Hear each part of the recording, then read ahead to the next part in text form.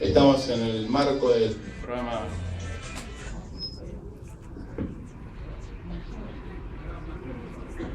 Hola.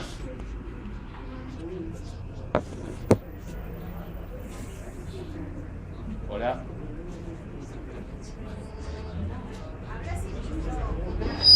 Hola. Hola.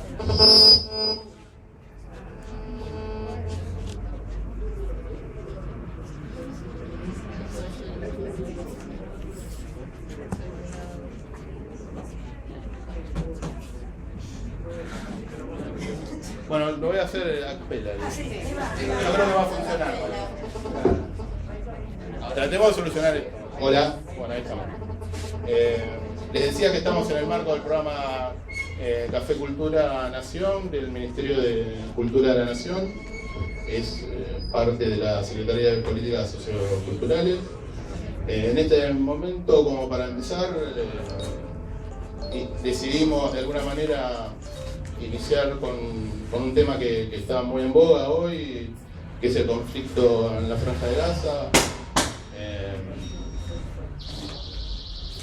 Obviamente entre la parte palestina e israelí. Por eso pensamos obviamente en traer a alguien que nos pudiera evacuar todas las dudas al respecto y empezar a dilucidar un poco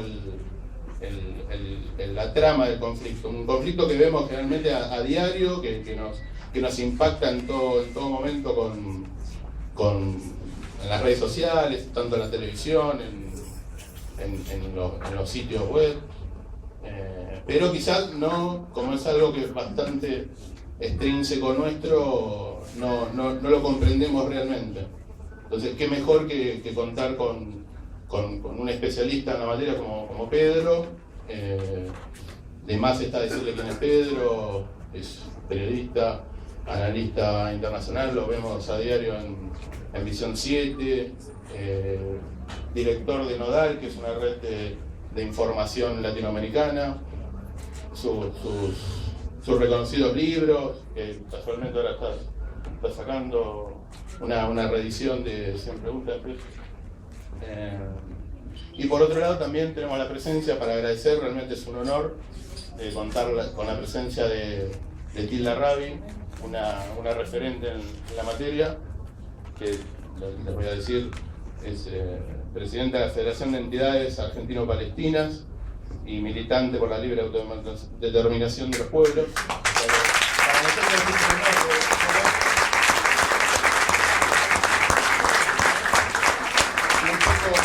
un honor, no me quiero extender, pero para nosotros es muy importante volver a recuperar un espacio que es el de debate y de discusión política, cultural, social, como es Café Cultura. Los ámbitos, vemos la amplitud del espectro de espacio que hay acá, se hicieron cita hoy acá. O sea que me parece que es un buen comienzo como para empezar a discutir los grandes temas de nuestro país, del ámbito internacional y también de lo local. O sea, tengamos también una visión global y traspolámoslo a lo local. Entonces, bueno, tenemos que hablar también de quién posibilitó también esta jornada acá, que es el concejal Leonardo Boto, que gestionó la llegada del programa a Luján. Así que para nosotros, para celebrar que haya vuelto después de 3 años el programa, que realmente es un ámbito que por la concurrencia realmente creemos que era necesario y todos sentían que era necesario estar convocados acá. Así que los dejo con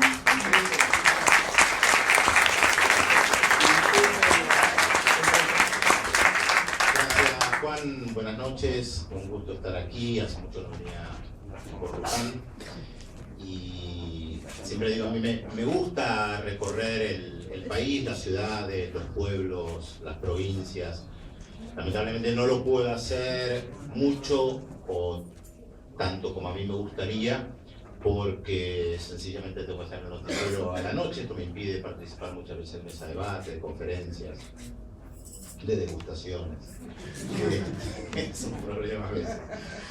Pero Yo sé que hay conflictos internacionales que a veces son complejos de abordar, y son complejos de abordar especialmente este, que incluso Juan le costó encontrar palabras para ver cómo lo titulaba, y estuvo titubeando, y me parece que es un buen punto de partida, porque es lógico que él titubee, porque tampoco sabe muy bien cómo nombrarlo.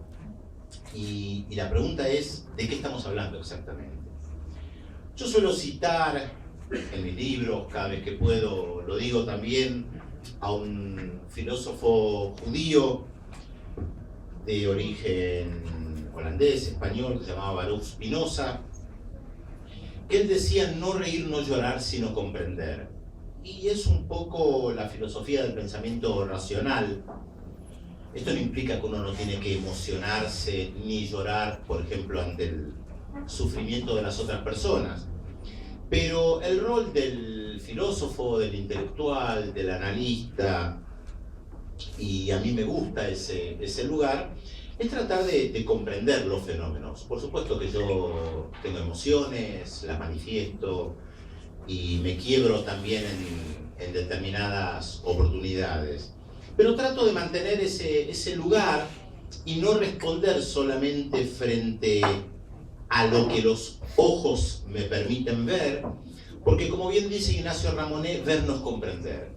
Y creo que esto es muy importante. Por eso justamente Juan titubeó respecto de qué conflicto estamos hablando. Y él habló de la Franja de Gaza, le habló del conflicto en la Franja de Gaza. Y es incorrecto hablar del conflicto en la Franja de Gaza. Esto no estoy diciendo que es culpa de Juan, por supuesto, yo también hablo del conflicto en la Franja de Gaza. Pero es incorrecto porque la ofensiva militar israelí, en este caso, no tiene como objetivo central la Franja de Gaza. El objetivo central es otro territorio palestino, mucho mayor que la Franja de Gaza. La franja, les recuerdo, no tenemos un mapa, pero para que nos podamos ubicar, más o menos imagínense que la capital federal, es un poco burdo lo que voy a decir, pero imagínenlo nada más, que la capital federal es el Estado de Israel, y la Franja de Gaza es una pequeña franja que iría desde la capital federal hacia La Plata, de unos 50 kilómetros de largo por 4, 5, 6, 7, 8, ya que estamos, de ancho, y que ese es el territorio de la Franja de Gaza, donde viven cerca de 1.800.000 palestinos. Pero que del otro lado, la zona de Tigre, digamos, el resto de la provincia de Buenos Aires, es el territorio que se llama Cisjordania, que por lo general se le denomina en castellano Cisjordania, y todo tipo de denominaciones, sería muy largo explicarlo, pero vamos para que se pueda comprender. Estamos hablando de la Franja de Gaza, de Cisjordania. La Franja de Gaza es un territorio pequeño, Cisjordania es un territorio grande. La Franja de Gaza es aproximadamente el 6, 7, no más que eso, % de lo que es Cisjordania, aunque a nivel poblacional están bastante parejos. En la Franja de Gaza vive 1.800.000 palestinos, en Cisjordania 2.500.000, o sea, es mucho menor la proporción de habitantes que de territorio. La diferencia es abismal. ¿Por qué es importante comprenderlo? Porque en estos territorios que están separados, los palestinos quieren tener un Estado independiente. Y este territorio está ocupado por Israel desde 1967, que vendría a ser la capital federal. Y yo trato de ser muy riguroso con las denominaciones, y cuando hablo del Estado de Israel me refiero a las fronteras reconocidas internacionalmente, y esto es Naciones Unidas, de lo que le corresponde al Estado de Israel. Algunos podrán decir eso está mal, otros dirán esto está bien, bárbaro, eso es tema de debate. Pero podemos tomar un marco jurídico internacional para decir: estas son las normas internacionales. Las reglas internacionales dicen que el Estado de Israel tiene que estar solamente capital federal, y que el territorio que Israel ocupó en 1967, Avellaneda hasta La Plata, y del otro lado el resto de la provincia de Buenos Aires, es un territorio ocupado por Israel desde 1967.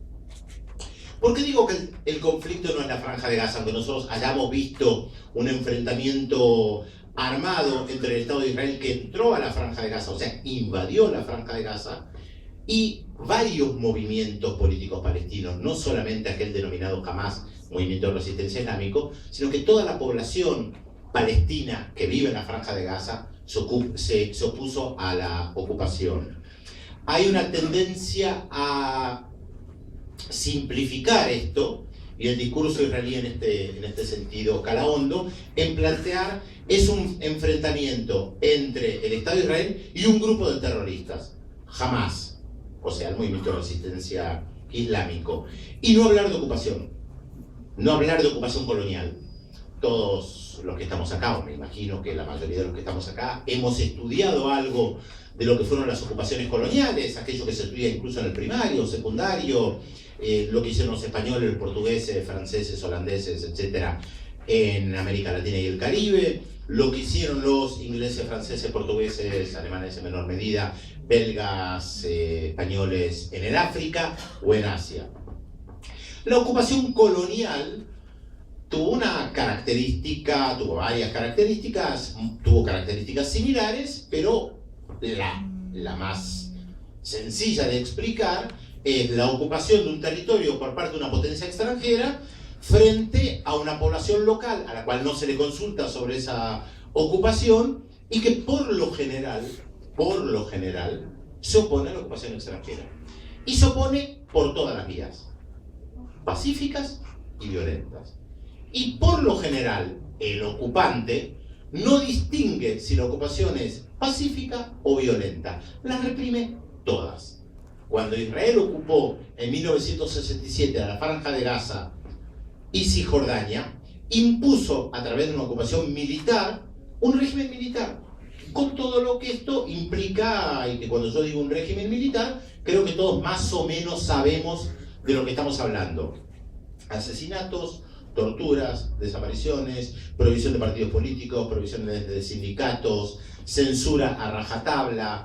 Los palestinos tienen un alto índice proporcional de gente que estuvo presa en las cárceles israelíes. ¿Por qué? Por oponerse a la ocupación, pacífica o violenta.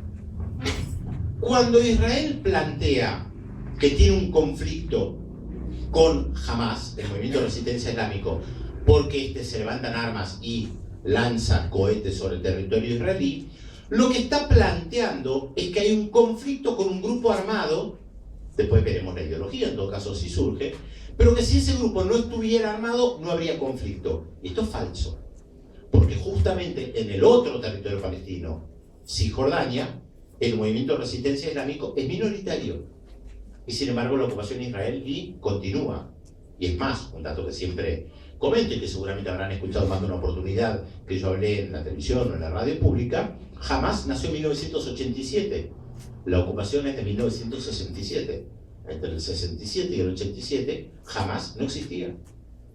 ¿Había resistencia a la ocupación? Sí, claro, de otras organizaciones palestinas, de todo tipo.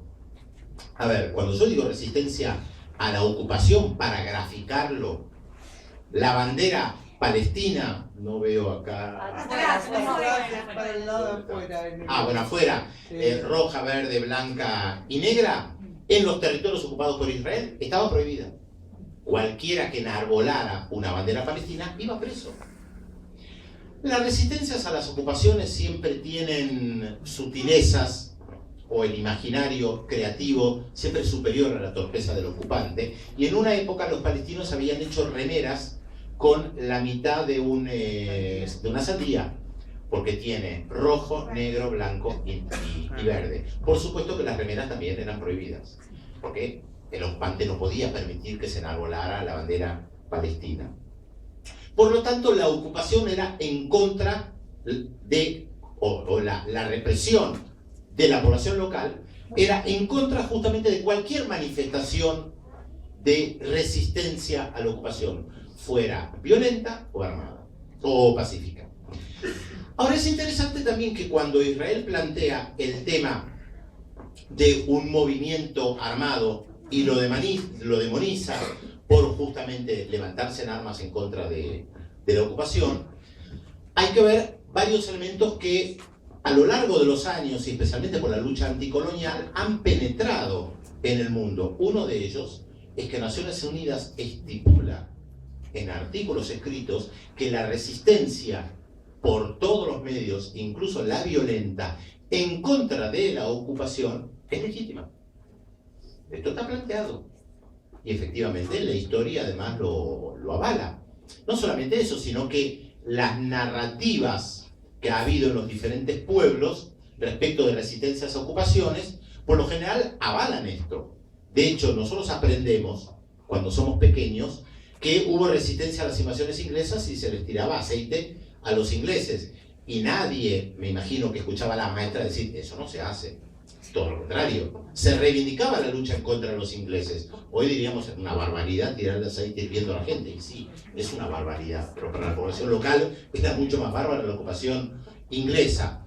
Después uno puede analizar si está bien cortar cabezas o no, lo que vemos en imágenes, ahí ya entramos en disquisiciones morales, me preguntan a mí, no está bien. Pero los métodos de lucha varían en todas las sociedades según las circunstancias, pero el tema es cómo a través de los medios de comunicación ponemos en el centro, y ahí lo que planteaba Juan respecto de la Franja de Gaza, ponemos en el centro de la Franja de Gaza, o ponemos en el centro del imaginario colectivo a una persona, me imagino que todos habrán visto esto, que le corta el cuello a un periodista estadounidense. Lo que por lo general no vimos es el efecto de un misil cayendo sobre niños y despedazando a los niños. Y eso no es considerado terrorismo. El tema del terrorismo es bastante complejo. ¿Qué es terrorismo? Seguramente si yo hiciera una consulta acá entre todos, llegaríamos a un determinado consenso que terrorismo es provocar temor en un determinado grupo poblacional, civil o militar, con fines políticos o no. Pero está claro que provocar temor es algo muy importante para quien tiene un arma poderosa. En este sentido, cuando los militantes palestinos arrojan cohetes sobre la población israelí, buscan infundir terror. Sí, y uno podría decir que tirar un cohete sobre población israelí es un acto terrorista. Ahora, no es menos terrorista arrojar misiles sobre población civil matando indiscriminadamente. Lo que pasa es que la narrativa que por lo general nosotros adquirimos es la narrativa europea, norteamericana, heredada de potencias coloniales que tienen una larga tradición de ocupación, que también demonizaban a aquellos que se levantaban en armas y consideraban, como en el caso de los franceses, héroes a aquellos que habían ocupado Argelia. Argelia estuvo ocupada 132 años por los franceses. La guerra civil por la independencia de Argelia dejó más de 1 millón de muertos. Las cosas que los franceses hacían en Argelia era de una brutalidad impresionante. Muchos han escrito respecto de algunos militares argentinos que también aprendieron de la barbaridad del accionar de los franceses. Lamentablemente, no es tema para nuestra charla hoy, pero lamentablemente muchos pueblos han aprendido métodos para aterrorizar a la población, y esto no es ni patrimonio de los franceses ni de los palestinos. Los métodos bárbaros han sido utilizados, reitero, lamentablemente a lo largo de la historia, y lamentablemente en contra de población civil. En aras de, la mayoría está dispuesto también a que muera población civil. Reitero, uno puede tener un debate respecto de la moral, si es correcto o no matar civiles en un determinado conflicto. Probablemente todos nosotros sentados acá, con ya algunas décadas de democracia sobre nuestros hombros, diremos frente a una pregunta abstracta: ¿está bueno matar a alguien? Y probablemente la mayoría de nosotros digamos, no es bueno matar, y menos matar civiles. Ahora, si vamos a una situación en conflicto, de ocupación extranjera, o una situación extrema donde hay que levantarse en armas en contra de una dictadura, un ejército ocupante o lo que fuere, ahí probablemente nuestros patrones de valor cambiarían, porque no están planteados en abstracto. Por eso avalamos que se tire, o que se tirara, aceite hirviendo sobre los británicos, porque en ese contexto lo consideramos algo positivo. Pero como la narrativa está construida todavía en gran medida en los medios de comunicación, a través de los medios de comunicación occidentales, europeos, que tienen una relación muy particular con el Estado de Israel, que cargan con una culpa por el genocidio de los judíos no hace mucho, hace 70 años apenas, y que además ven a los judíos, a los israelíes, como blancos y civilizados, entonces la antinomia civilización y barbarie es muy fácil de construir. Entonces, esa persona degollando a alguien aparece como un bárbaro. Yo no digo que no lo sea. Y un misil que cae sobre población civil es un error. Es un problema de la coyuntura o son los daños colaterales, como se lo llama eufemísticamente. Bueno, en la Franja de Gaza no hubo daños colaterales. Los bombardeos sobre población civil fueron sistemáticos. Y los israelíes, que se jactan de tener alta tecnología, sabían muy bien que mataban población civil.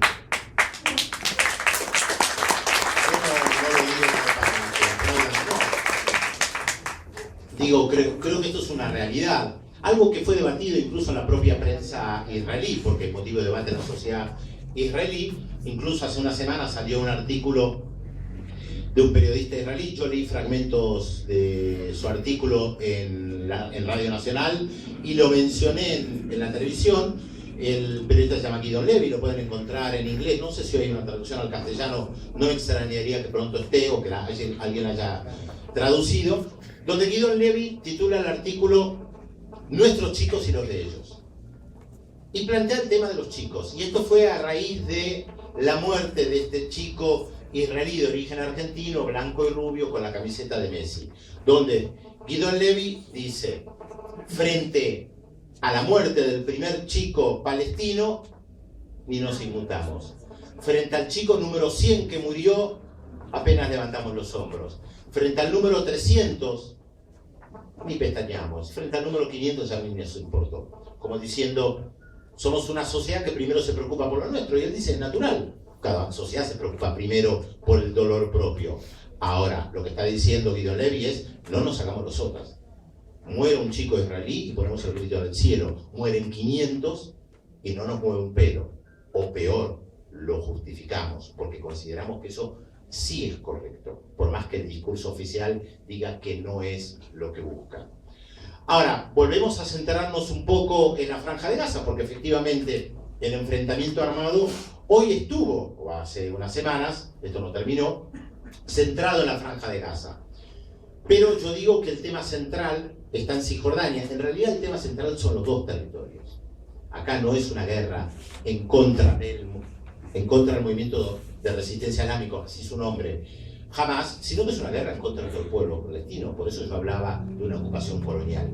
Lo que Israel no quiere es retirarse del otro gran territorio que es Cisjordania, y que yo digo siempre que es como un Pac-Man que avanza. Un Pac-Man que avanza y come, y come, y come, y come. Para ejemplificarlo, para que ustedes puedan comprender, este territorio, ahora donde estamos nosotros, está habitado, creo que la mayoría, me imagino la mayoría de ustedes son lujanenses, así se dice, la mayoría de ustedes son lujanenses, y venimos los porteños y empezamos a ocupar espacios, más espacios, más espacios, más espacios, donde el objetivo es que no haya lujanenses, o en todo caso que esté manejado por los porteños. Y vamos colonizando el territorio, vamos ocupando esta mesa, esa mesa, esa mesa, esa mesa. Y al resto de los lujanenses le decimos, ustedes tal vez puedan tener un Estado independiente en el resto del territorio que nosotros además controlamos. Y esta es la situación hoy en día.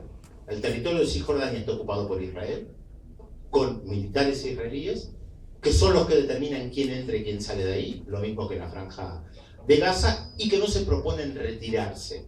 Porque esto es parte del problema, que me parece que hay que comprender.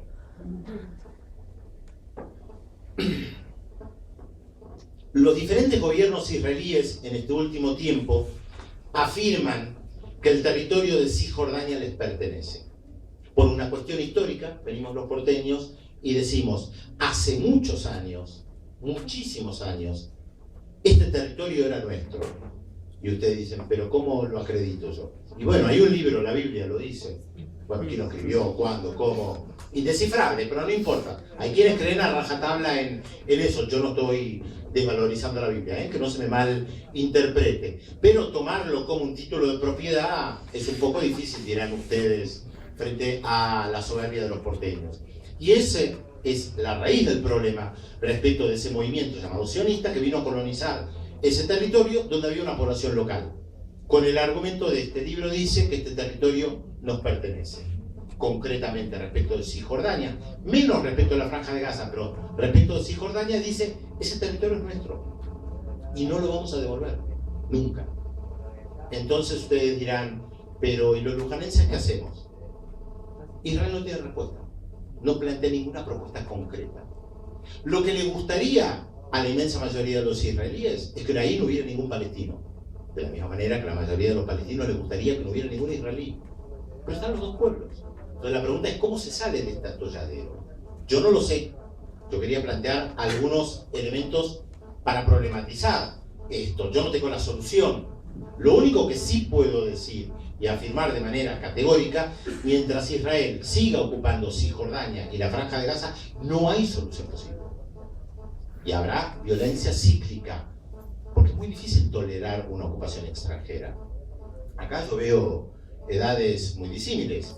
Hay gente que todavía no llegó a los 47 años, pero hay gente que los superó. Imagínense los que tienen 47 años. ¿Hay alguien que tiene 47 años? Justo clavado.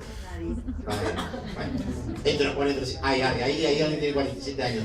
Desde que ella nació, vive bajo ocupación extranjera. Imagínense los que están acá que tienen menos de 47 años.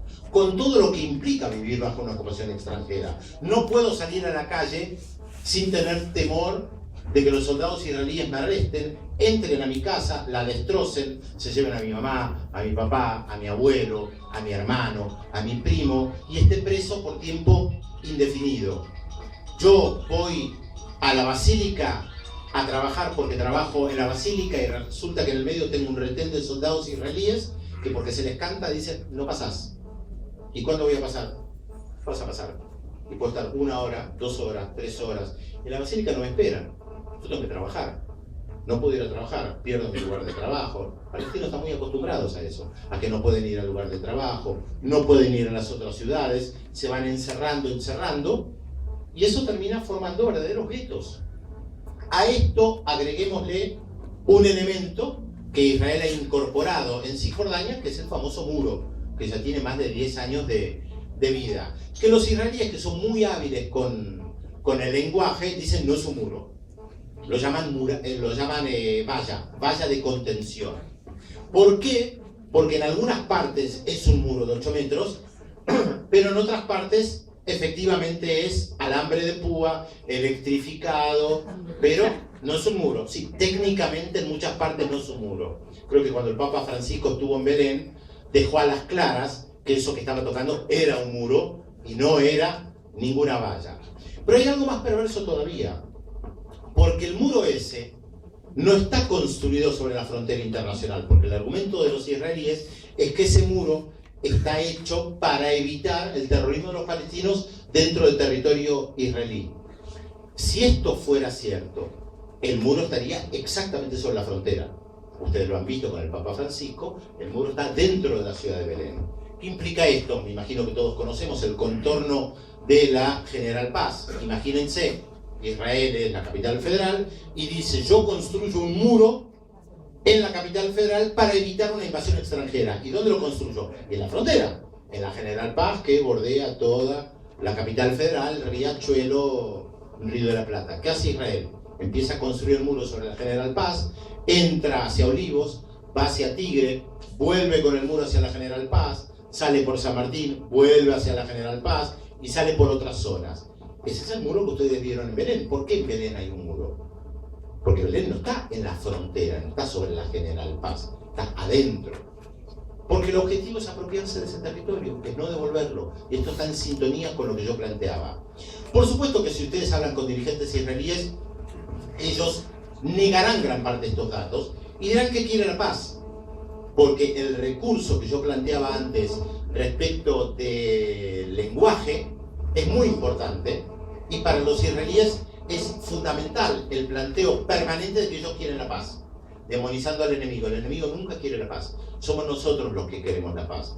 Y es muy interesante que las potencias coloniales, por eso hay un común denominador con las ocupaciones coloniales, que las potencias coloniales tenían un discurso muy similar.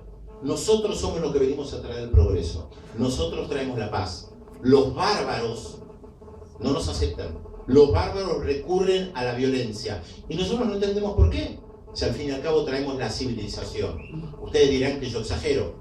El fundador del sionismo, de este movimiento que se planteó la necesidad de crear un Estado para los judíos en ese territorio que estamos hablando, se llamaba Theodor Herzl. Y cuando él le fue a vender el proyecto, literalmente vender el proyecto a las potencias europeas, a quienes gobernaban a fines del siglo, mediados, fines del siglo XIX, él les decía, nosotros vamos a hacer una muralla contra la barbarie, porque somos la civilización.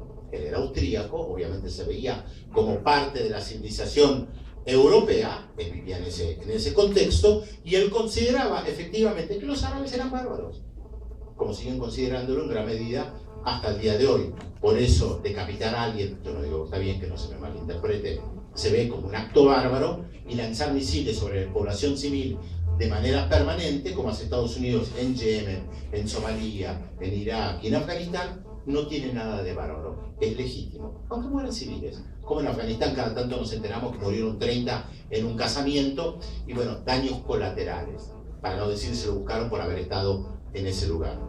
Entonces, el tema central acá es la ocupación. Una ocupación, como yo decía, que tiene muchos ribetes de la ocupación colonial clásica con una mezcla de apartheid sudafricano. Es una combinación, ocupación colonial con apartheid sudafricano. Algunos dicen, teóricamente no es exactamente apartheid. Es verdad. Si uno compara los fenómenos del apartheid en Sudáfrica y lo que hace Israel en los territorios que ocupa desde 1967, hay diferencias. Hay similitudes y hay diferencias. Pero esto es más para un lenguaje, para un debate académico. De la misma manera que uno puede discutir qué es fascismo. Y siempre doy el ejemplo que las dictaduras latinoamericanas no todas eran calificadas de fascistas. Porque el fascismo no es cualquier cosa. En las universidades esto se lo estudia, no cualquier cosa es fascismo. No es lo mismo una dictadura seca que una dictadura fascista. Porque si lo usamos en la academia, es porque tiene... Las palabras son importantes y no es lo mismo una dictadura que una dictadura fascista. Políticamente son muy similares. Políticamente podemos decir el apartheid en los territorios que Israel ocupa desde 1967 es muy similar al apartheid que aplicaban los blancos en Sudáfrica.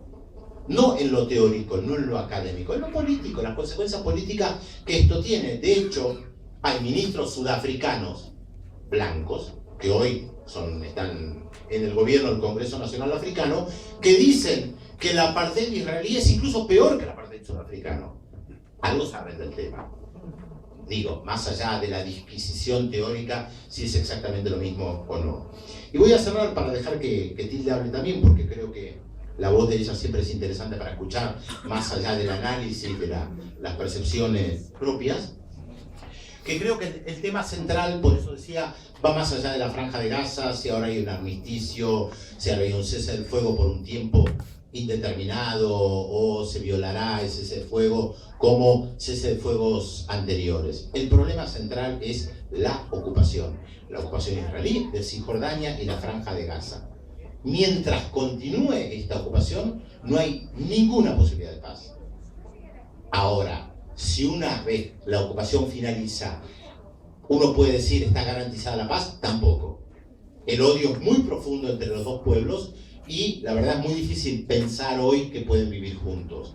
Yo soy de los que sigue creyendo en los seres humanos y sigo pensando que los odios pueden erradicarse, pero también creo que los odios pasionales pueden llevar a barbaries, como vimos en la desintegración de Yugoslavia, donde familias que vivían en conjunto, que estaban casadas, mixtas, bosnios, serbios, croatas, de la noche a la mañana terminan odiándose, como lo vemos ahora entre ucranianos y rusos en la parte oriental de Ucrania. Las pasiones desenfrenadas pueden aparecer muy fácilmente, y ahí no hay ningún Spinoza que valga.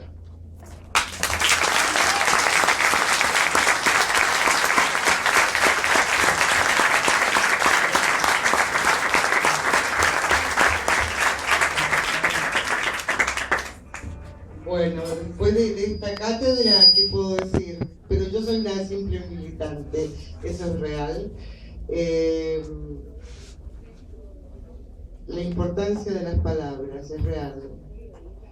El rigor, el sionismo también se ha apropiado de ellas, ¿no? Porque los sionistas a vos te califican como un judío que se odia a sí mismo. Patriado. Yo creo que es al revés. El sionismo odia a los judíos como representación real.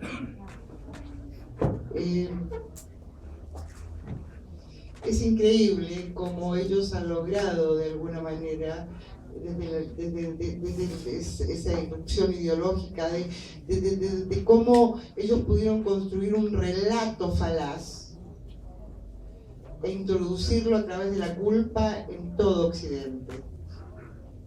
Como decía Pedro, es decir, la demonización, no del otro, de ese otro que en primera instancia no existía, porque claro, o sea, cuando yo pienso en que me voy a ir a vivir a un lugar donde no existe gente, no estoy ocupando nada. Por lo tanto, ese otro no existe. Y es la concepción en sí misma lo terrible, lo deshumanizadora que es.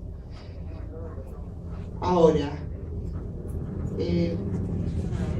nosotros, o sea, Pedro hablaba del 67, y yo no puedo no dejar de hablar de la resolución 181 que marcó, digamos, nuestra primera catástrofe, que fue el Nakba.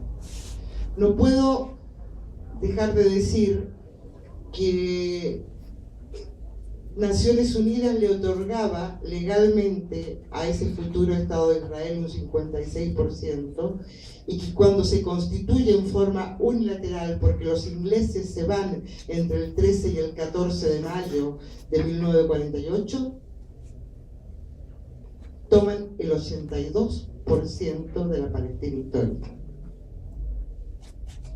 Según estudios realizados, más de 531 pueblos y aldeas han sido destruidas. Más de 800.000 expulsados del territorio ancestral. En Gaza vive un gran porcentaje de esos refugiados internos que tenemos nosotros. Cuando no puedo evitar nuestras reivindicaciones, que son el derecho al retorno. Los palestinos que habitan en campamentos de refugiados, no solamente dentro de Palestina histórica, sino que también en países como el Líbano, Siria, Jordania y en el resto del mundo, atesoran siempre una llave, con la esperanza de volver. Y eso también es legislación internacional, es un derecho que nos compete a los palestinos. Digo, en los famosos primeros acuerdos de Madrid, Oslo tuvo que aceptarse, por así decirlo, el 67 como última opción. Pero esa última opción no llegó. Arafat, cuando decide, o sea, él decía, dennos un metro cuadrado. Dennos un metro cuadrado para construir nuestro Estado. Y no voy a analizar un montón de factores que también jugaron en contra, porque no es toda culpa de los israelíes, también hay mucha culpa, digamos, en cuanto se acepta, por ejemplo, ir a elecciones bajo la ocupación. Cuando se dice que no se reconoce a un otro. Jamás reconoce al Estado de Israel. ¿Y por qué digo esto? Porque jamás aceptó también ir a elecciones. Hamas, como los otros partidos políticos palestinos, no son los únicos, pero como se centra la cuestión en Hamas como pretexto, y como decía Pedro, la cuestión no es solamente la franja de Gaza, es toda la Palestina histórica. Porque si uno mira la fragmentación del territorio es espantoso. En la actualidad hay más de 500.000 colonos en lo que se llama Cisjordania. El canciller israelí, Lieberman, vive en una colonia en el distrito robado a Belén, justamente como marcaba Pedro, es decir, cómo se van adentrando como culebras venenosas. Pero esto no es nuevo, porque la construcción del muro lleva ya más de 10 años. O sea que no es este gobierno, es un proyecto colonial en sí mismo. Yo no creo que haya voluntad de parte de los israelíes de reconocer al otro, ni de reconocer un Estado palestino, ni de reconocer ninguna posibilidad de derechos. Por lo tanto, nuestro pedido también nace como sociedad civil y nace a partir de que nuestros gobiernos, es decir, mi gobierno, nuestros gobiernos comiencen a tomar medidas eficaces. Retirar, no podemos ser cómplices. La Argentina no puede ser cómplice de un genocidio de tal tenor, porque estamos ofendiendo la memoria de nuestros 30.000 desaparecidos. No aceptamos ese lenguaje normalizador de hablar de la teoría de los dos demonios.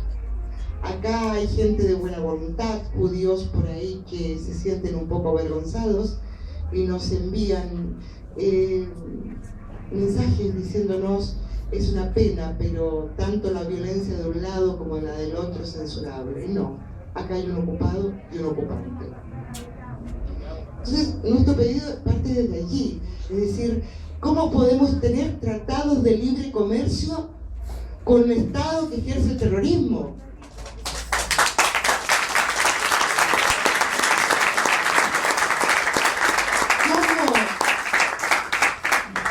¿Cómo podemos tener acuerdos científicos con un Estado que aplica la tecnología y la ciencia para matar?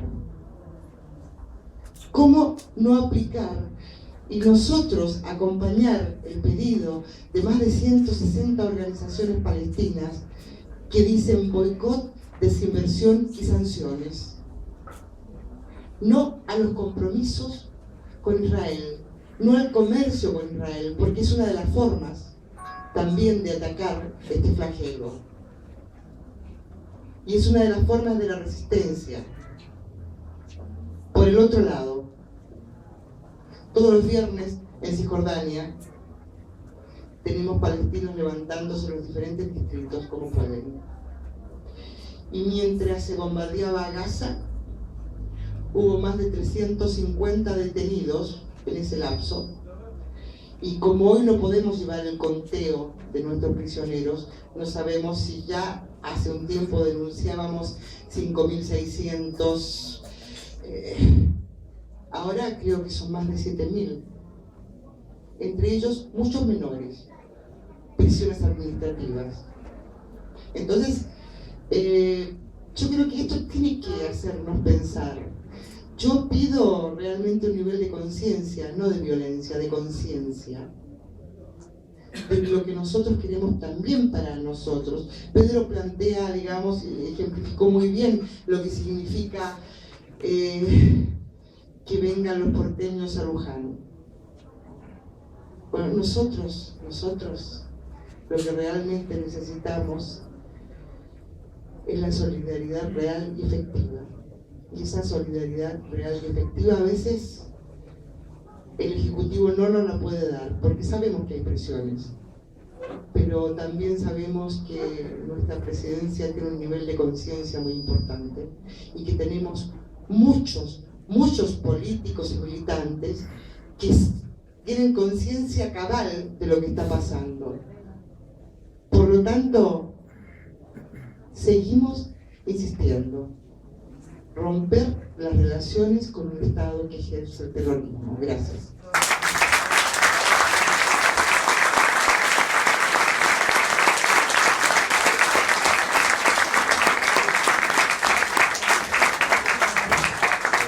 Si bien no hablamos exactamente exactamente de la dinámica con Juan cómo hacerlo, así que me imagino que hay gente que va a querer intervenir, preguntar.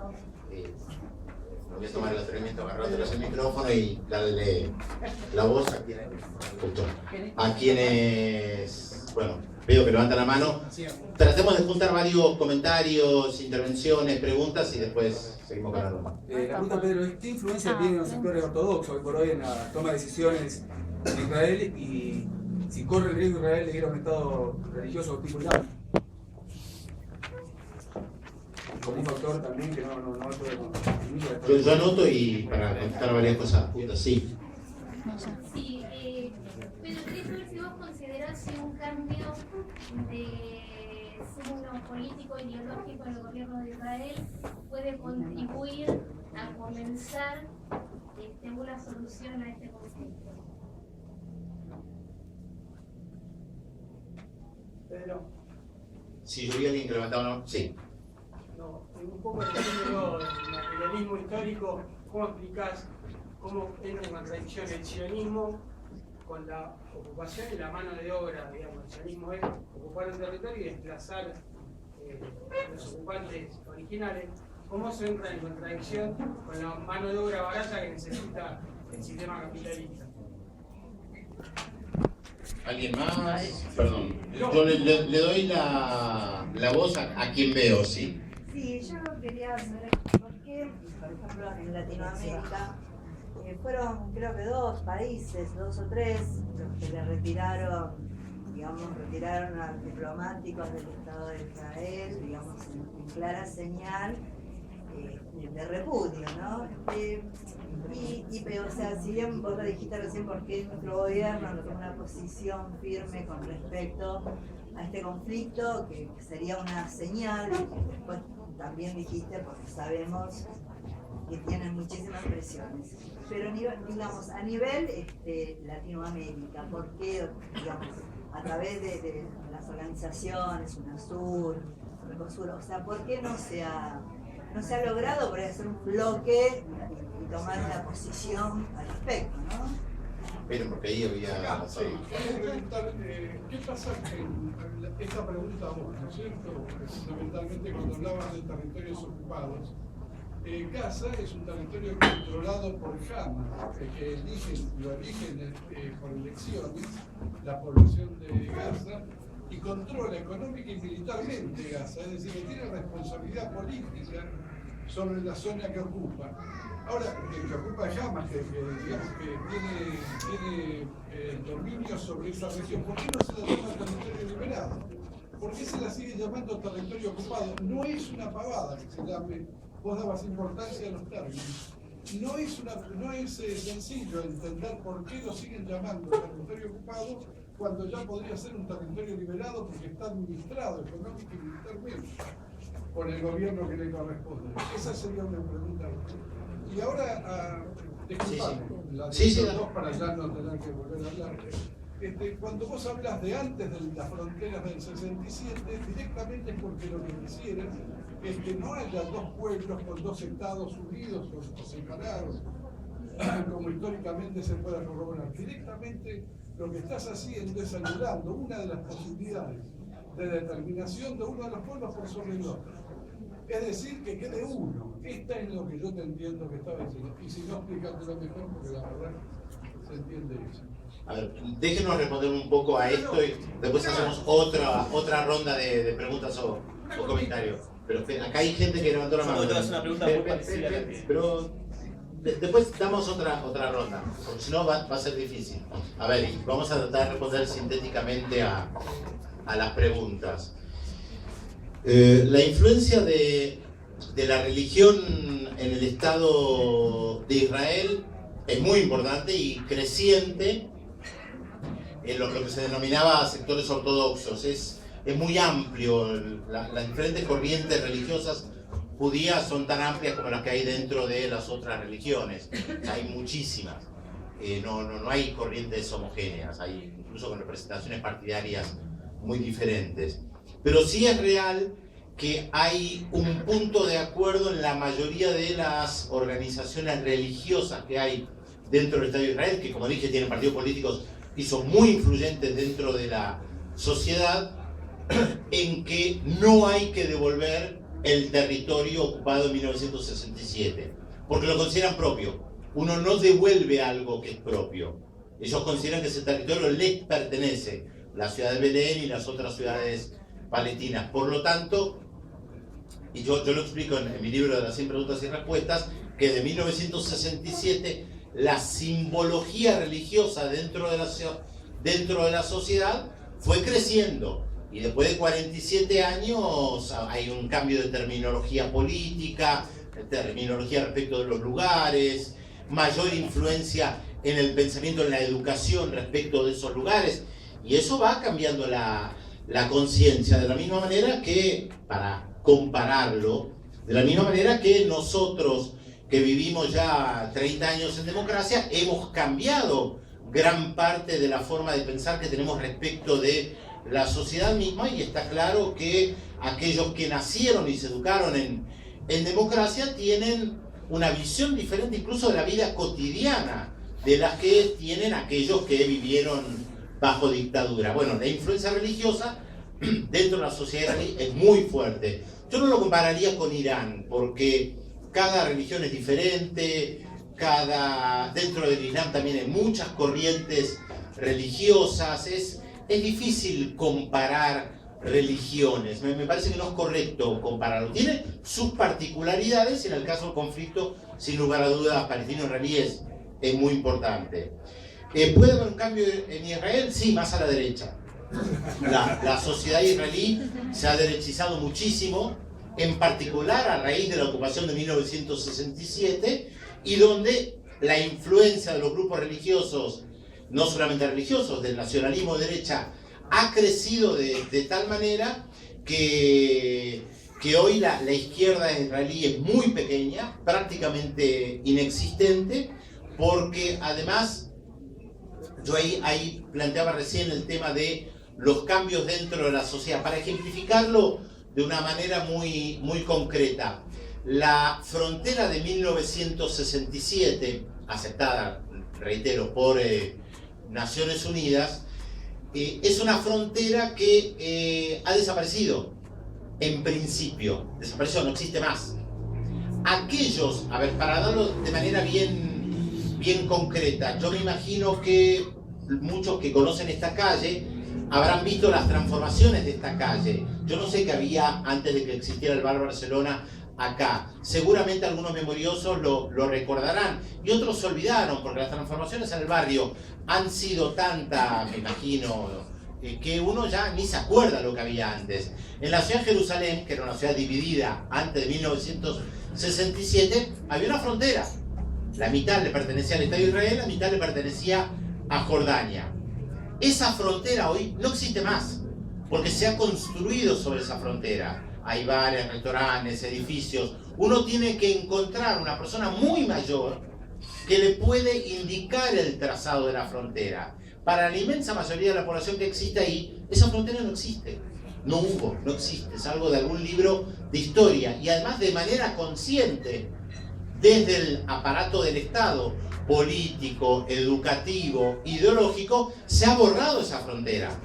Porque como el objetivo es no devolver ese territorio, no haces hincapié en esa frontera, justamente porque la consideras como territorio propio. Entonces, estas cuestiones son importantes para tomar en cuenta de los cambios poblacionales que ha habido, que además repercuten mucho en los dos pueblos, ¿no? Respecto de cuáles son las fronteras o qué existía antes como frontera. Tilda mencionaba la destrucción entre 1947 y 49 de más de 500 pueblos palestinos.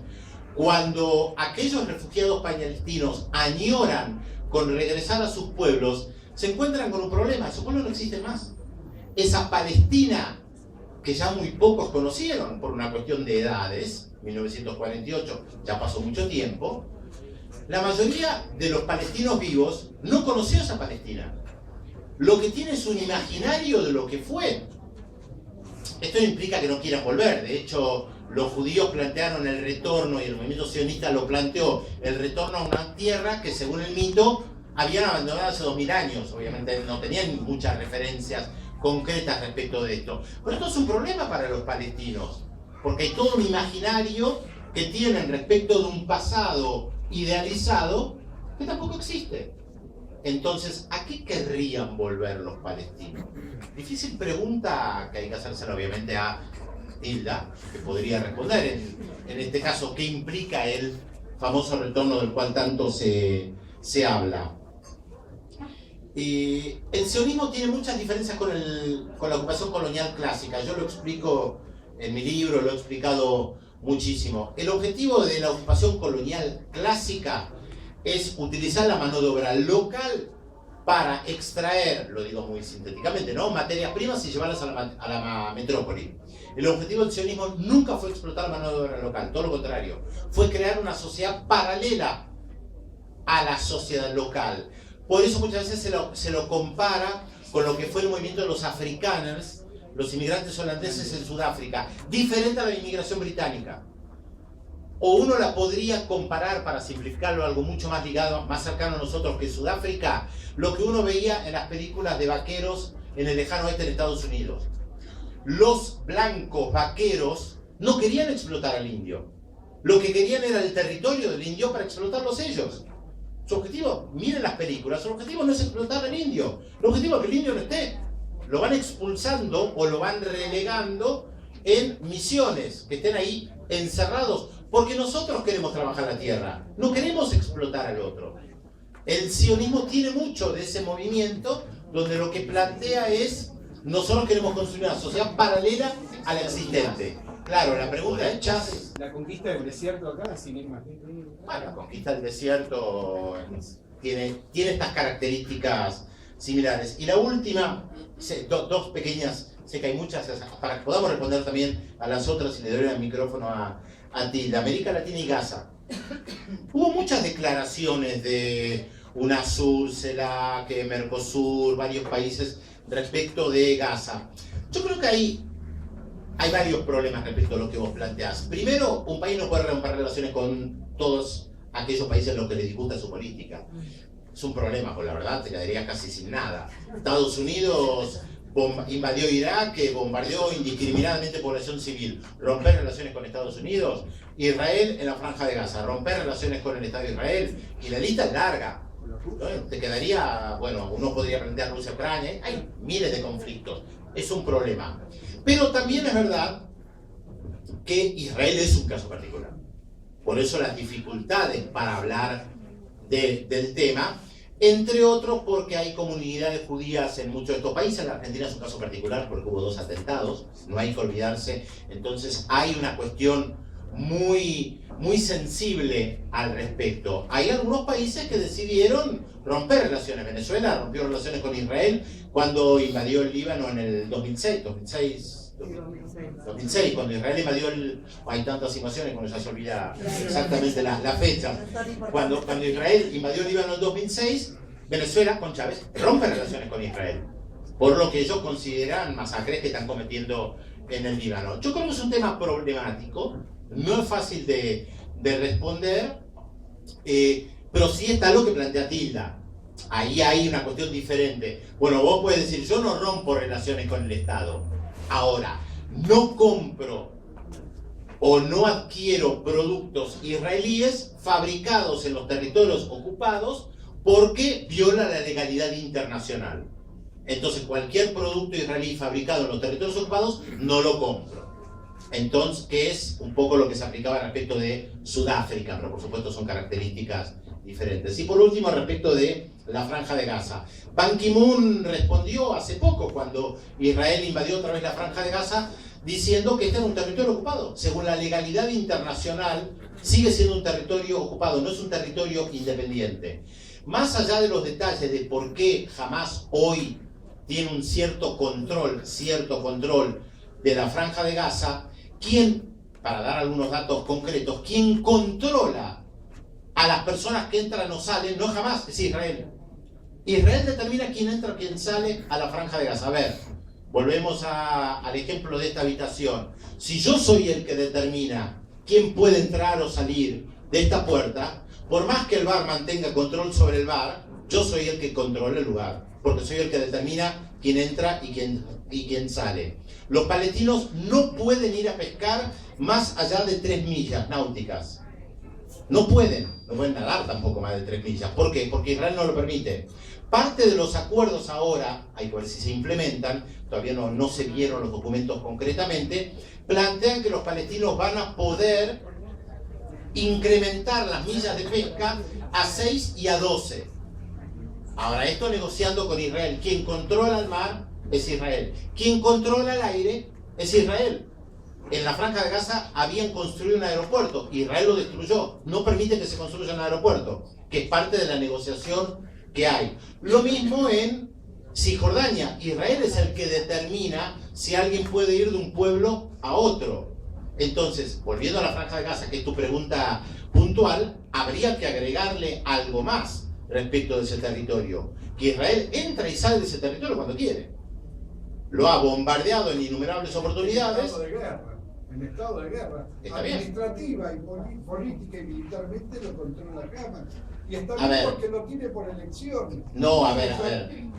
¿Qué significa administrar políticamente? Económica y militarmente. ¿No? Económicamente no, porque si Israel no te deja entrar materiales de construcción, no controlas nada. No hay internamente una posibilidad por el territorio y por la densidad poblacional que tenga una producción económica. Tiene, pero la controla Israel, producen flores. ¿Qué pasa con las flores? Hay que exportarlas vía Israel. Espera, pero casos concretos. Caso concreto, la producción de flores o de tomates que hay en la Franja de Gaza, para salir, tiene que salir sí o sí por territorio israelí, que es quien controla el manejo de los recursos, de las transferencias bancarias y los impuestos. Si las flores llegan a la frontera israelí y se quedan 2 semanas, se pudren. Porque es lo que sucede. Estoy dando casos bien concretos, no hipotéticos, casos bien concretos. Por lo tanto, ¿quién controla la economía? Israel. Hay un control ficticio de lo que vos podés hacer adentro. Vos podés decir, el barman puede servirte café, pero yo le impido que traigan café. Ah, sí, puede hacer café, pero yo le impido que traigan café. Disculpame, para que Como el gobierno y el poder. terreno personal, pero Sí. cuando hay un ejército de liberación que libera un territorio, pasa exactamente lo mismo. Hay fronteras en las que hay defensa. Pero el territorio no fue liberado. El territorio no fue liberado. ¿Por qué considerarlo un territorio ocupado si podría ser considerado un A territorio ver, liberado? podría... No, sí. que no se decida. A ver, entre te reitero. Hay una cuestión de legalidad internacional. Yo no soy jurista. Pero Naciones Unidas considera a la Franja de Gaza territorio ocupado por Israel. No porque estén los militares israelíes adentro, sino por todo el sistema económico, político, administrativo que hay alrededor de eso. No tienen moneda propia, el gas que entra vía Israel, todo entra vía Israel, entra o sale según Israel lo considera. Entonces, la administración podría ser en cierta medida ficticia. Yo entiendo el concepto que vos planteás respecto de lo que ha habido, situaciones de guerra de guerrillas, donde se liberó un determinado territorio y vos puedes decir, las FARC administran el territorio que ellos tienen, pero están rodeados por el territorio de Colombia y ellos pueden construir, si quisieran, el socialismo en ese territorio. No es tan sencillo, entre otras cosas, porque ese territorio es extremadamente pequeño, no te olvides. Entiendo, pero Los zapatistas en la canción. ¿Puedes organizar económicamente de qué manera? No es tan sencillo, no es tan sencillo. Yo entiendo el punto que vos planteás, pero no es tan sencillo. Tampoco para la FARC dividir el territorio. No, por supuesto. Pero bueno, no hagamos esto en intercambio porque hay mucha otra gente que quiere hablar. Pero entiendo el punto que vos planteás. Porque algunas preguntas iban para vos también. Sí, bueno, la llave, resolución 194, de 1949, el Consejo de Seguridad de Naciones Unidas, el derecho al retorno. Es un derecho inalienable para nosotros, que yo quiero echar a judíos o no. Es más, en algún momento nos hemos pensado, lo que pasa es que estamos en una situación muy insostenible por la ocupación. puede ser otro estado, otra cosa. El tema es que nuestros hermanos en el Líbano, en Siria, en Jordania y en el resto del mundo tienen la necesidad. Por ahí, como dice Pedro, tal vez vuelvan y decidan irse, pero tiene que ver con esa sensación también de poder hablar de libertad. Porque, por ejemplo, en el Líbano, los palestinos no pueden ejercer muchas profesiones, más de 40 profesiones. Y seguimos siendo refugiados. En otros países árabes por ahí tratados un poco mejor, pero ningún país árabe le da la identidad. Seguimos teniendo el carnet de refugiados. Entonces, cuando a mí se me pregunta con qué liviandad puedo yo responder a esa necesidad interna que ha sido transmitida. Por supuesto, también me dicen Gaza es un territorio liberado. No lo fue así. Gaza se desconecta Gaza en el año 2005 en forma unilateral, como siempre hace Israel, supuestamente para proteger a los gazatíes. Pero como dice Pedro, el proyecto era ver toda esa histeria que vimos en la televisión de familias que supuestamente eran arrancadas desde Gaza, qué sé yo, los encierran a los gazatíes y ¿dónde los trasladan? No dentro del territorio israelí, son trasladados para construir colonias en Cisjordania. Entonces, y además hay algo, tenemos un 20% de palestinos con ciudadanía israelí, un 20%, pero que no tienen los mismos derechos. Es más, Israel gustosos les puede dar la salida, como me tocó ver en algunos pasaportes, donde un chico médico que vive ahora en Chile, que el ocupado al ocupante. Y es real, porque nosotros estamos esperando una chispita. Entonces, cuando se demoniza a Hamas, yo no soy de Hamas, y la verdad es que no adhiero en este momento, yo no adhiero a ningún movimiento político, digamos, confesional, por así decirlo, pero lo respeto, tiene que ver con cada uno, es decir, no, pero no los estigmatizo, porque es más fácil ver un demonio en ellos. Y Hamas no sé si es la mayoría dentro del Gaza. Ganó en su momento, pero no nos olvidemos que la ocupación que nos obligaba a ir a elecciones, hoy nos impide ir a elecciones. Entonces, es un contrasentido todo esto. Cuando yo digo romper relaciones, por ahí no se pueden romper relaciones, pero yo tengo todo el derecho legítimo de pedir ruptura de relaciones. Porque además, cuando hablamos de UNASUR y Mercosur, la Argentina firmó, es más, el presidente Néstor Kirchner, cuando se crea Mercosur, junto con Tabaré y el presidente uruguayo ratifican el Tratado de Roma, donde claramente en ese Tratado de Roma se tipifica la figura de genocidio y de violación de derechos humanos. Por lo tanto, ya es un contrasentido desde ese momento,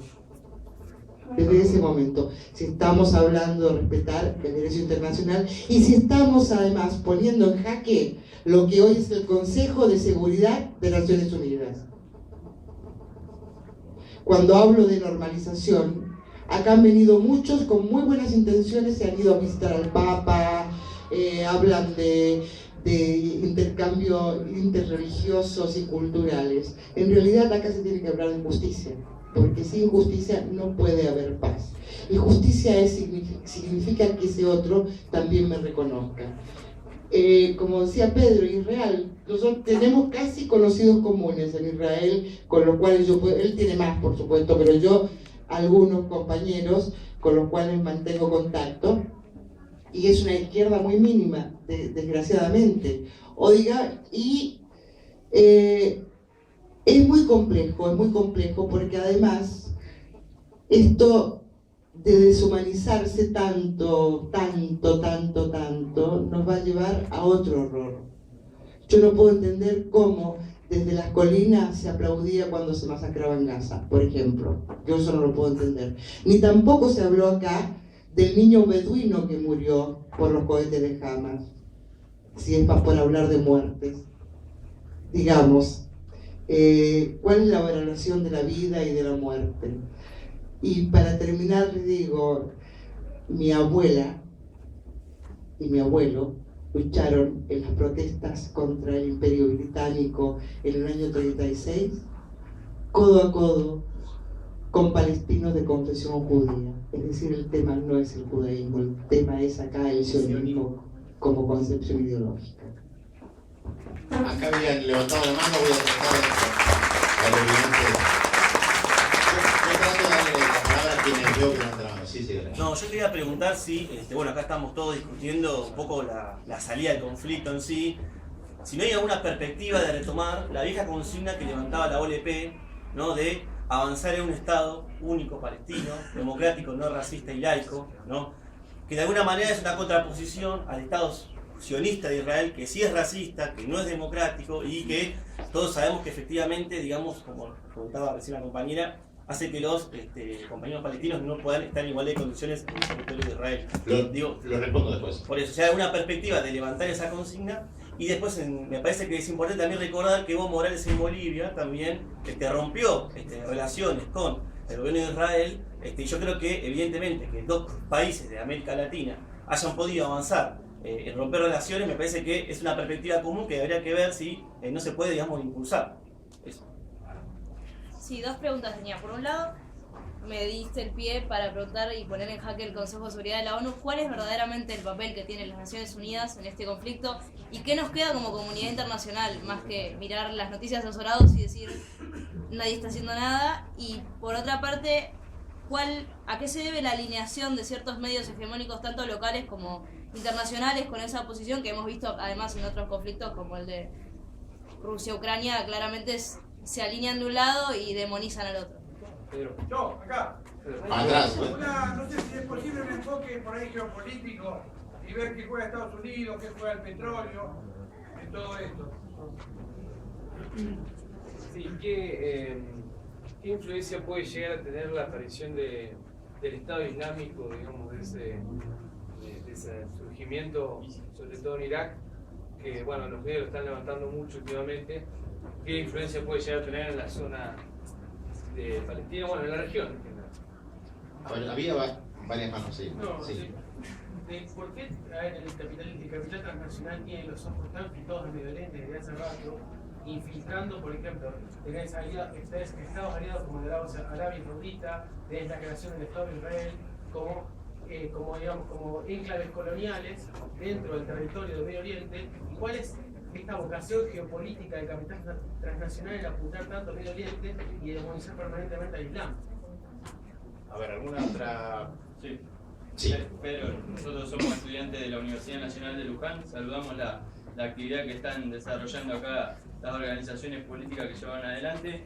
Nosotros venimos acá de la Universidad del Profesorado de Historia a repudiar el genocidio del pueblo palestino. Nosotros seguimos sosteniendo la consigna de que mientras no haya justicia no va a haber paz. Esa es la realidad que se está dando, y por ahí quería que desarrolle y que aclare cuáles son las causas económicas, ¿sí? La situación del petróleo, cómo Estados Unidos financia a Israel, ¿no? Porque siempre de la ONU, como nos explicaban, Estados Unidos son los músculos, Inglaterra es la inteligencia e Israel es el espíritu, ¿no? Y no solo espíritu, porque también tiene bombas atómicas. Así que bueno, por ahí se podría desarrollar la situación geopolítica, ¿no? De cómo está marcado, cómo aparece Irán, que es el eje del mal para los imperialistas, para bueno, plasmar tu posición al respecto, bueno, cómo podemos alinearnos nosotros desde América Latina. ¿Puedo hacer una pregunta? Sí. A mí algo que nunca me quedó claro fue en la muerte de Arafat, porque hay como dos versiones de que es una muerte y otro que es un asesinato, y no tuvo tanta repercusión mundial, que es como un caso que nunca se terminó de cerrar. Bien, hay varias preguntas vamos a tratar de responderlas porque habíamos dicho eso a las 9 terminar, nos quedan 15 minutos. Respecto de la consigna de la OLP, la consigna de la OLP cuando nació era por una Palestina libre, laica y democrática, donde vivieran judíos, cristianos y musulmanes. Esa consigna, el tronco central de la OLP, la abandonó hace muchos años. Entonces tu pregunta de por qué retomarla, en todo caso habría que hacérsela a ellos, ¿por qué la abandonaron? La inmensa mayoría de los palestinos no levanta ya esa consigna.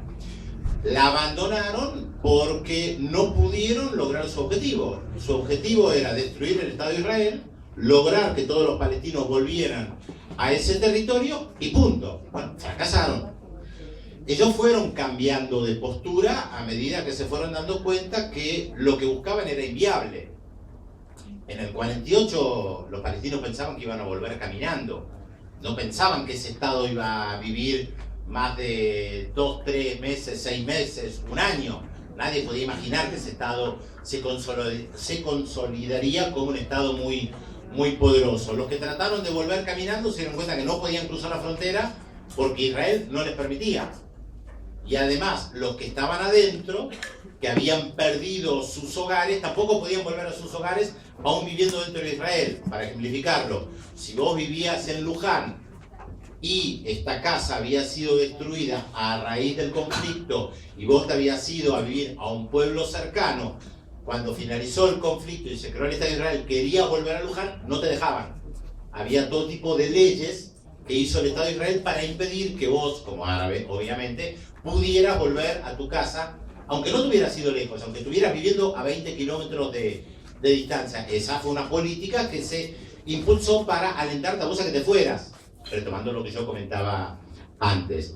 La OLP fue cambiando de posturas y desde es largo de explicar, pero hoy lo que quieren la inmensa mayoría de los palestinos es la creación de un Estado palestino en Gaza y Cisjordania, o Cisjordania y la Franja de Gaza, con libertad de movimiento, obviamente, entre los dos territorios. Esto es lo que pretenden la inmensa mayoría de los palestinos.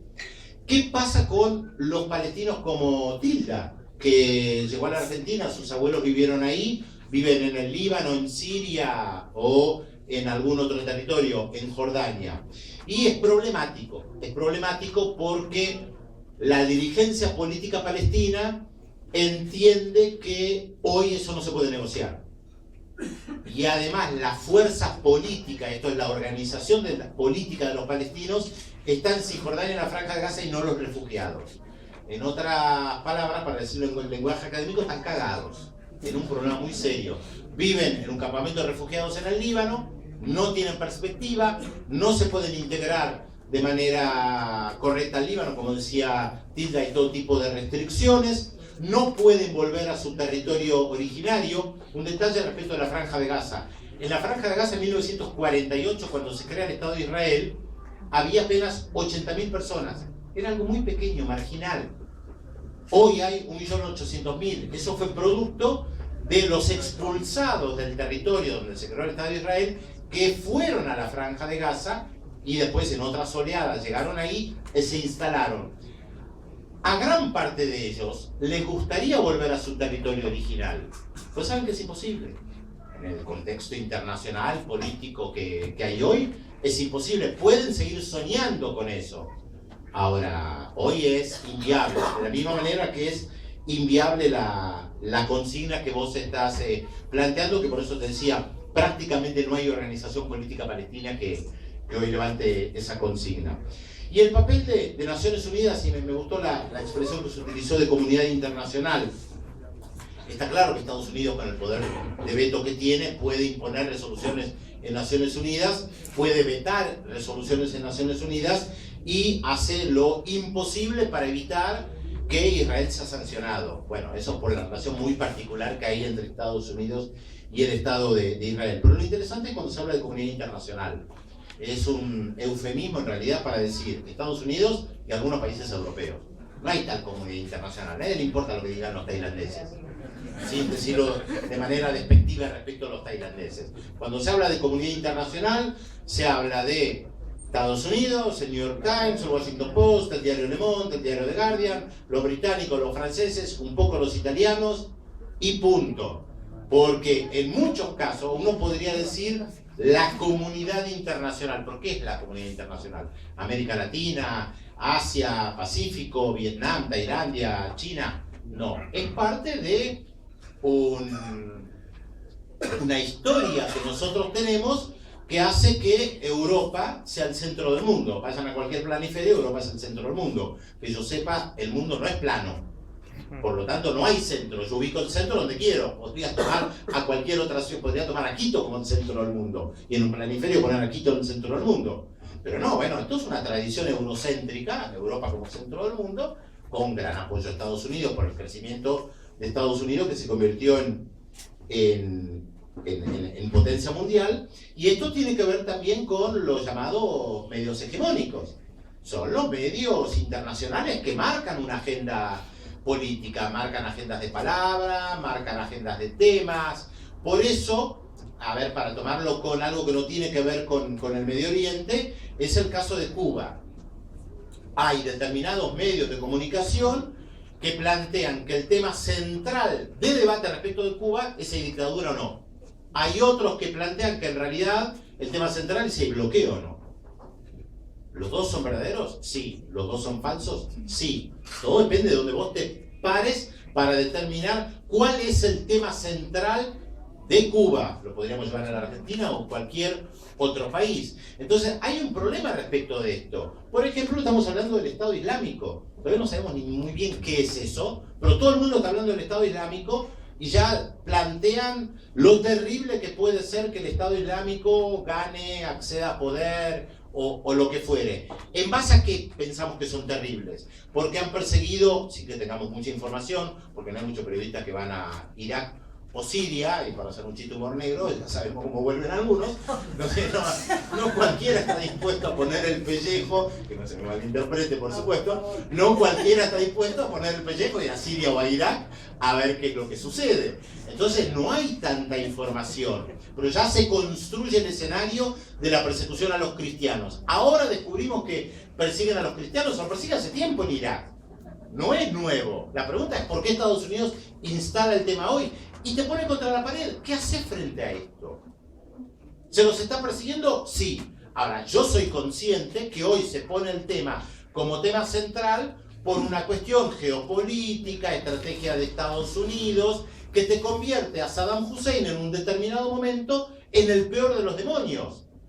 ¿Era un sátrapa, un dictador? Claro que sí. Ahora, de ahí a convertirlo en el nuevo Hitler del siglo XXI, eso fue falaz.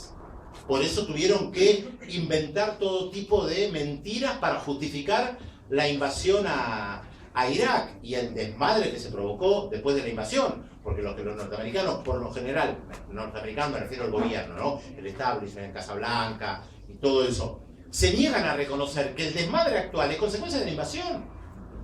Ahora, ¿esto implica que estaban mejor con Saddam Hussein? No, pero cuando Bush decía el mundo es mejor, está mejor sin Saddam Hussein, es falaz, es una construcción falaz. En todo caso, son los propios iraquíes que tendrían que haberse levantado, si hubieran podido, en contra de Saddam Hussein. Se decía imposible, vinimos a salvarlo. Bueno, no era tan imposible, se levantaron en contra de Mubarak y en contra de Ben Ali en Túnez, en contra de Gaddafi en Libia y en contra de Assad en Siria. Entonces, cuando vienen los blancos con sus ansias liberadores a plantear que vienen a salvar a las poblaciones en el mundo, bueno, la historia nos ha enseñado un poquito respecto de la civilización occidental, blanca y cristiana, que viene a salvar a los pobrecitos de todos los males. Si los pobrecitos en el África o en Asia o donde quiera quieren vivir como hace 500 años, a mi juicio están en su pleno derecho de vivir como hace 500 años, hace 1000 o lo que fuere. Y en todo caso tendrán que ser las propias sociedades que encontrarán los mecanismos para rebelarse o no. ¿Quién soy yo para decir cómo se vive mejor? ¿Quién soy yo para decir que mi modelo de vida es superior al otro? Ahora digo, el tema es complejo, ¿no? Yo tal vez lo simplifico un poco, pero el tema es extremadamente complejo.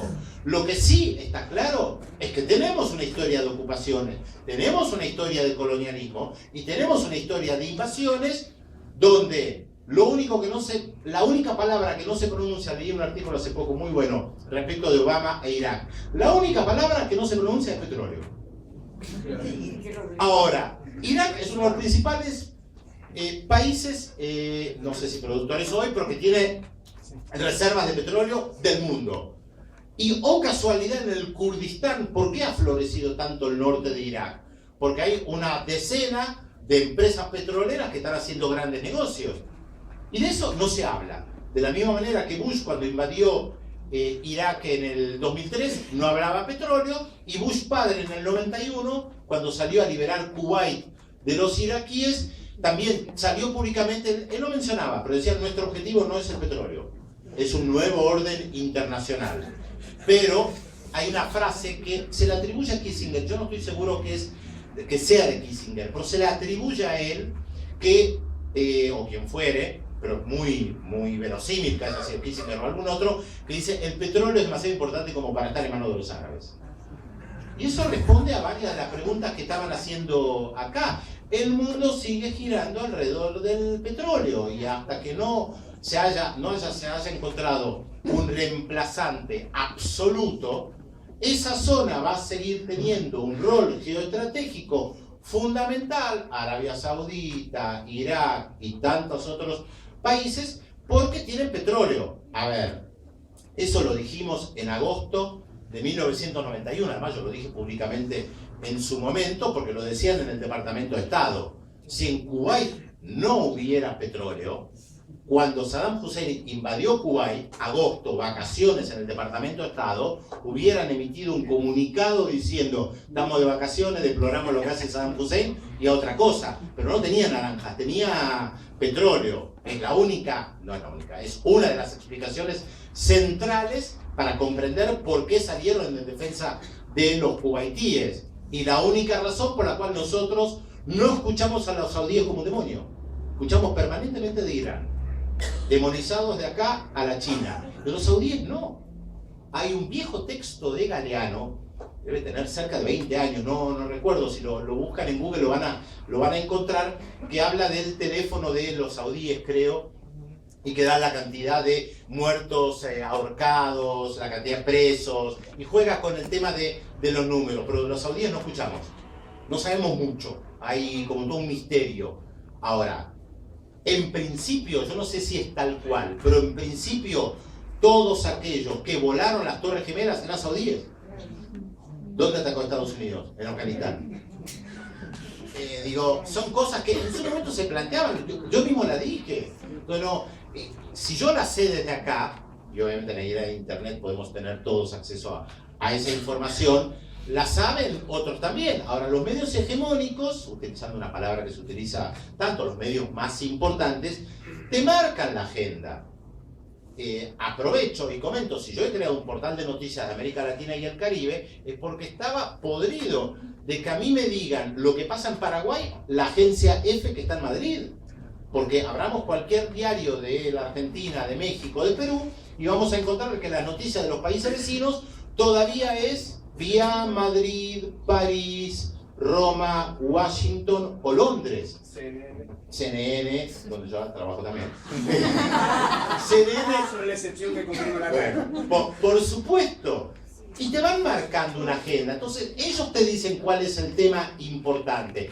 No te pueden obligar, esto es una vieja frase también respecto al debate con Cuba, no te pueden obligar a pensar de una determinada manera, pero te plantean los ejes de debate, te plantean los temas sobre los cuales hay que hablar.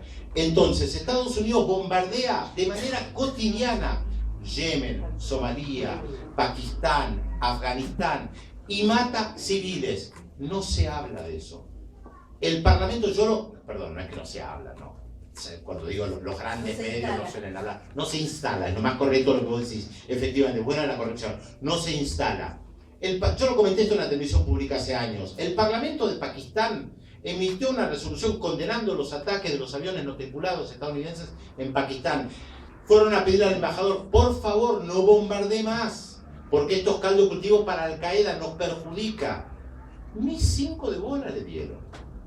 Ahora, esto, imagínense ustedes títulos importantes en los grandes diarios: Estados Unidos otra vez masacra civiles en Afganistán. Estados Unidos otra vez bombardea y descuartiza civiles en Pakistán, en Somalia y en Yemen. Bueno, habría una corriente de opinión anti-norteamericana muy fuerte. Entonces, de eso no se habla, porque los grandes medios siguen teniendo un rol fundamental. El New York Times jugó un rol clave en la invasión de 2003 a Irak. Fue el brazo mediático de la política norteamericana. Otra vez no lo digo ahora, lo dije en su momento. No sabían que era falso lo que se estaba planteando. Lo sabía yo de Buenos Aires, no lo sabían ellos con toda la información que tenían. ¿Y cómo lo sabía yo? Porque leía diversas fuentes y me daba cuenta que era una invención lo que planteaban respecto de Saddam Hussein. Ese país bloqueado, yo estuve en Irak en el 98, bloqueado, donde no entraban lápices, porque supuestamente los lápices tienen un mineral con el cual supuestamente se podían tapar los aviones para que los radares no los captaran. Por eso los aviones no podían volar, los aviones iraquíes. El aeropuerto de Bagdad estaba cerrado, clausurado. La línea aérea de Iraq Airways servía como una central telefónica, no existía la línea aérea. Y construyeron todo un escenario que justificaron una invasión en el 2003 a Irak, y el New York Times fue parte de esto. 2 años después en un editorial se disculparon y dijeron: nos equivocamos, no contábamos con toda la información, subestimamos algunos elementos que teníamos. Falso, mintieron a conciencia. Pero cualquier periodista, o la mayoría de los periodistas, para ser más rigurosos, sigue considerando al New York Times, al Washington Post, como modelo de periodismo mucho más que Indymedia o un diario de Ecuador o un pequeño diario de Chiapas. Otro ejemplo, en Estados Unidos, el tema de los migrantes centroamericanos que llegan a Estados Unidos es un gran tema, extremadamente complejo. Lo sabemos todos, la cantidad de hispanos ilegales o centroamericanos ilegales que hay en Estados Unidos, los deportan, etcétera, etcétera. El Parlamento de Chiapas, esto lo pusimos en Nodal hace unos meses, lo pueden buscar, el Parlamento de Chiapas, el estado más pobre de México, emitió una resolución hace unos meses para beneficiar a los centroamericanos que estaban de paso o se quedaban en Chiapas en su camino hacia Estados Unidos para que tuvieran más derechos, contrapuesto a los migrantes centroamericanos que son expulsados de Estados Unidos. ¿Por qué eso no fue tomado como gran titular por todos los medios de comunicación? Y no, porque van a la frontera, la inmensa mayoría de los periodistas, a ver cómo cruzan los coyotes, y más noticias que el Parlamento de Chiapas emitiendo una resolución beneficiando a los pobres centroamericanos. El estado más pobre de México beneficiando a más pobres que ellos. Modelo frente a una Europa que expulsa extranjeros y gente nacida en su territorio. Modelo frente a lo que vemos en Estados Unidos. Entonces, los temas se instalan. No es fácil salir en contra de la corriente. Uno trata de hacerlo. Y creo que todos nosotros, los que estamos acá, mínimamente tenemos un nivel de conciencia respecto de la instalación de temas. Pero, y uno termina hablando de Rocío, ¿cómo se llama? Oliva. ¿Cuántos de acá no saben quién es Rocío Oliva? Y todos terminamos hablando. Bueno, una extraterrestre. No sabe quién es Rocío Oliva. Manolito no sabiendo de los Beatles, esas cosas raras. Digo, no lo digo despectivamente, digo, ¿y por qué terminamos todos siguiendo lo de Rocío Oliva? Y porque se instala, y yo no digo que está mal, no está mal ver Tinelli, no está mal saber lo de Rocío Oliva. Yo veo Tinelli, me divierto, no leo Hegel a las 11 de la noche. Veo Tinelli, porque soy mortal. Sí, no, yo veo Tinelli, podés creerme. No, ganó Piquín, salió eso. No me pruebes porque estoy al tanto perfectamente. Lizzy, genial. ¿Cómo se llama? Lizzy, una maestra, una genia. Digo, bueno, y nos instalan los temas, está bien, está mal, lo podremos debatir en la academia a nivel político. Seamos conscientes de esto. Ahora hay cosas con la instalación de temas, con el Estado Islámico, que son muy difíciles de responder. A mí no me termina de quedar claro qué es ese fenómeno del Estado Islámico. Es muy novedoso, puedo explicar algunos elementos, no me cierra como están ganando en algunas zonas, porque no sé bien qué está pasando en Siria, porque no tengo periodistas que a mí me merezcan el respeto, que estén ahí, que me puedan informar a conciencia de lo que está pasando. Entonces, ¿cómo me informo yo? Y busco un poco la información que hay para tratar de entender qué es esto que se llama Estado Islámico, que cambió de nombre, que quiere un califato. Es muy complejo y no siempre tenemos las respuestas respecto de los problemas. Fogoneado por ellos. Fogoneado en gran medida por ellos. ¿Cuánto hay de verídico y no? Es realmente muy complejo. ¿Cómo? Un nuevo demonio para combatir. Un nuevo demonio para combatir. Y por último, no quiero dejar de responder a la pregunta de Arafat. Seguramente algunas quedarán picando por falta de tiempo, no lo podemos responder a todo. A mí no me queda claro si Arafat lo envenenaron o no. Yo no te lo puedo afirmar de manera contundente. Hay palestinos que aseguran que sí. Hay otros que lo tratan de tapar porque demostraría internas muy jodidas, porque ¿quién tenía acceso a Arafat para que fuera envenenado de esa manera? Las internas políticas entre los palestinos son las internas como en todos lados, solo que a veces se dirimen a tiros, porque no hay un Estado democrático consolidado. Te soy sincero, a mí no me termina de quedar claro si lo asesinaron o no. No te digo ni que sí ni que no. Parece haber pruebas contundentes que sí, pero cuando mirás detenidamente, a mí no me queda claro. De todas maneras, creo que no cambia mucho el escenario político. Arafat era un rehén de la política israelí, no lo dejaban salir de su cuartel general, no podía ir a Belén a festejar la Navidad porque Israel no se lo permitía, lo convirtieron en un cadáver político y le dieron aire a otras agrupaciones más radicales, no me cabe la menor duda. ¿Cuál podía haber sido el objetivo de matarlo? Yo te puedo responder a esto, que los palestinos pierdan al padre de la patria, el único que tenía la autoridad política y moral para seguir avanzando por un determinado camino. Esto es real, por eso algunos lo plantean también respecto de Chávez, el envenenamiento. O sea, hay figuras que marcan la política sin lugar a dudas y que no son fáciles de reemplazar. Y Arafat es uno de ellos. De hecho, no hay reemplazo para Arafat. El único que algunos piensan que podría ser un reemplazo de Arafat se llama Barghouti, está preso hace, 12, 13 años en las cárceles israelíes. Israel no lo libera, no es casual, es un tipo más joven, carismático, que podría, es hipotético porque no lo sabemos, ocupar un rol importante. Obviamente para los israelíes es mucho más fácil un escenario donde se matan entre todos, no hay liderazgo consolidado y avanzan como un Pac-Man sobre los otros territorios. Yo me quedé, pues ya es casi la hora, ¿no? O nos pasamos de la hora. Pero me quedé enganchada, digamos, en toda esta situación de lo que es la Comunidad de Naciones, el Consejo de Seguridad. Y digo esto porque nuestro país, digamos, está peleando, tengo entendido, para modificar esta estructura. ¿Y cómo se hace? Entre muchos, entre varios, entre todos. Por eso cuando yo pido rupturas o el boicot, desinversión y sanciones, también pienso lo mismo. Porque nuestro país tiene que ver con el Comité de Descolonización, tiene que ver con derechos humanos, tiene que ver, es decir, por supuesto, tenemos que hacer una transformación de fondo. Esa transformación de fondo yo sé que requiere tiempo. El tema es que los palestinos pareciera que nos estamos quedando sin tiempo. ¿Qué hacemos? ¿Qué hacemos cuando el Señor me decía, bueno, declaren la independencia de Gaza? Es lo que quieren. El sionismo quiere eso. El sionismo hoy quiere que Gaza se declare independiente, porque el objetivo es seguir perpetuando el horror, la colonización y la limpieza étnica. No es más ni menos.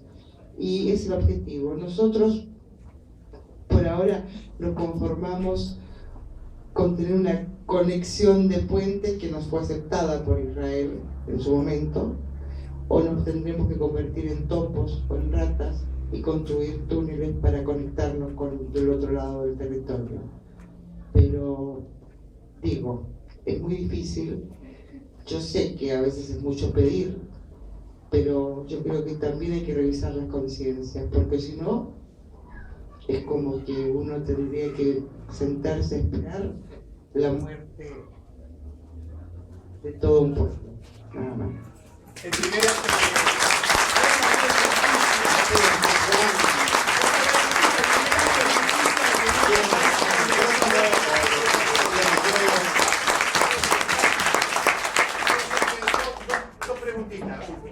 ¿Dos preguntas más? Dos, nada más, pero no tiene que ver específicamente con este tema. Dos. Una, ¿dónde crees vos que hay que poner la mirada para una lectura más o menos certera del conflicto de Rusia y Ucrania? Esa es la primera. Y la segunda, ¿qué perspectiva le ves vos al tema de el tema de Cataluña y el referéndum próximo? Ah, bueno, tenemos para toda la noche. Sí, de Ucrania, y hay que tratar de leer todo lo que se pueda. Prensa ucraniana, prensa rusa, y encontrar una síntesis y leer siempre a los expertos. Hay una francesa que escribió un extraordinario libro que se llama La fragmentación de Yugoslavia, ella se llama Catherine Samari. Yo la recomiendo porque es, a mi juicio, una autoridad académica y escribe en un lenguaje muy sencillo respecto de el este europeo. Su libro sobre Yugoslavia es de lo mejor que hay para explicar lo que fue la fragmentación de Yugoslavia. Cada tanto pueden leer artículos de ella en una revista electrónica que se llama Viento Sur, española, o en una otra revista electrónica española también, que se llama Sin Permiso. Ahí hay buen material sobre eso. Y ahí también van a encontrar buen material sobre la cuestión de los catalanes. Una cosita, no es una pregunta. Ahora, una pequeña cosa. Ahora, mientras que allá hay petróleo y hay recursos y financian armas, acá, que también hay pueblos libres y que hay recursos, financian candidatos. Bueno, no fue una pregunta, así que no estoy obligado a responder.